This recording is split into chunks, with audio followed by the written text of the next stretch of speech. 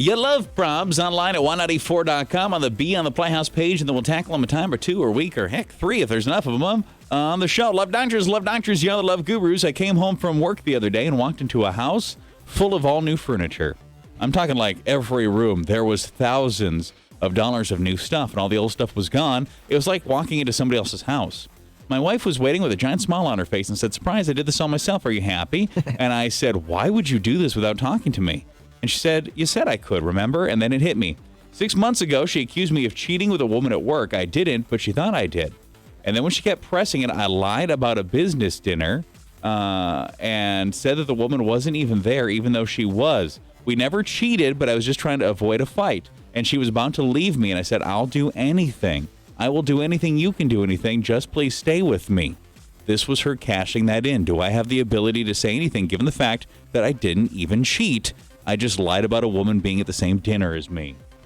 I mean, how did it get that extreme? That's aggressive. Yeah. I'll do anything. And then Please remember don't he leave said, me. like, he didn't say go redecorate the entire house. Thousands of dollars. Yeah. No, he did say, "I'll do anything and you can do anything you want." You said it. So, I mean, I think you're both kind of wrong because you said you can do anything, and she did. She knew there was something she wanted, and she cashed in on that. She wanted to get all new furniture. However, do I think that was right? No, she probably should have given you a heads up. I also think, why did it get to that extreme where she thinks you're cheating and it was really just lying about her being there? And so there's a lot of other issues going on. Yeah, that might be on the wife's end. He's probably like, you know what? This is probably better if I just say this and go with that. He probably didn't know that he was going to be redecorating an entire house 6 months later, though. Y'all probably should go to couples therapy, if I'm being entirely honest with you. I think you guys got some more, and Amy's kind of on the same wavelength I'm getting. You got some more deep-rooted stuff going on you guys got to talk about, like accusing you of cheating to the point where you're not willing to say what coworkers are in an event and then lying about it, and her being so mad about it that she thinks it's justified to spend, I would assume, thousands of dollars worth. I don't even know how much money he got, but I think that's a lot for anybody to go buy a house of furniture. Put it on a credit card, you know? Still.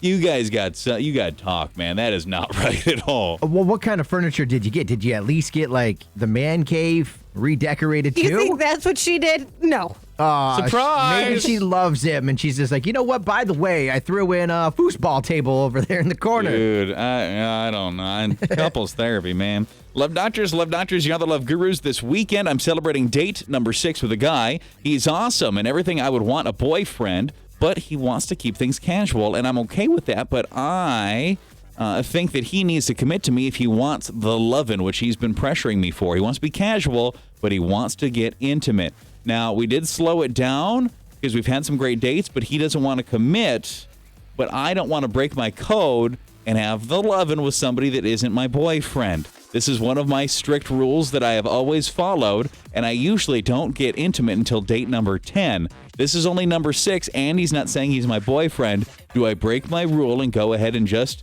enjoy myself? I wouldn't break your rule just for this guy, but at the same time, I have to be on this guy's side because right away he told you exactly what he wanted, and you willingly got into Be that. honest with you. Yeah. And you have a very strict 10-rule date? Yeah, I don't know. Until you get to make the lovin'? She needs to be with somebody serious, somebody who's her boyfriend, and this guy just wants to be Boy, he can just get to 10 friends. dates then. No, that's just, they need to be boyfriend-girlfriend. You know what, though? Here's the thing. As Amy said, he told you what he was in for, and you stuck around, right? Yeah. But also, I assume you're an adult.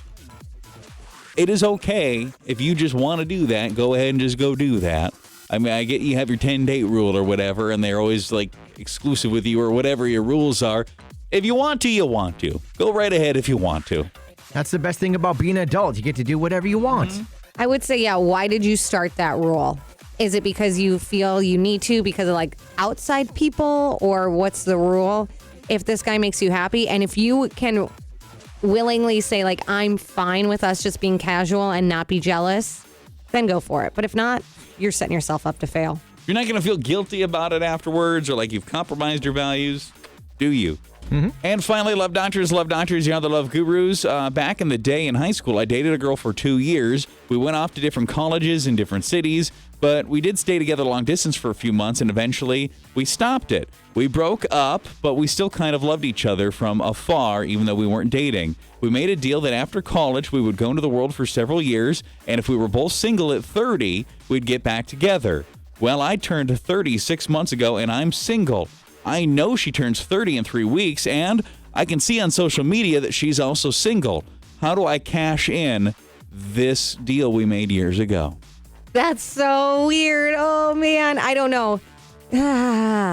Because I think maybe your minds have changed. I don't know. I don't think she would reach out to you, so I think you have to. You remember do it. that time that you said if you're single at 30 that you'd be with me? Like, how do you say that Okay, to somebody? not that. Yeah, I mean, I think you ask her out. If you're, I'm assuming you're in the same location, ask her out, say, hey, you want to hang out? You want to go out? Let's catch up. And then you make the joke. You make up like a playful joke. You don't because a lot of times that's the thing that guys do. They make the mistake and they're creepy. Yeah, don't be about creepy. things like, oh, hey, remember? No, don't do that. Be like, hey, what's up? You want to go out? Let's hang out. Let's get to know each other again. It's been a while. How's life? And then, oh, remember that time we were so silly? We should get married. And then, No, don't say that. I have a ring and everything.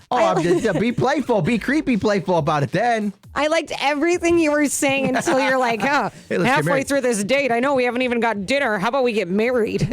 You know, I really enjoyed this trip to Chili's, didn't you? Will you marry me? will you marry me? Oh, just kidding. There's not a ring in the chips and salsa.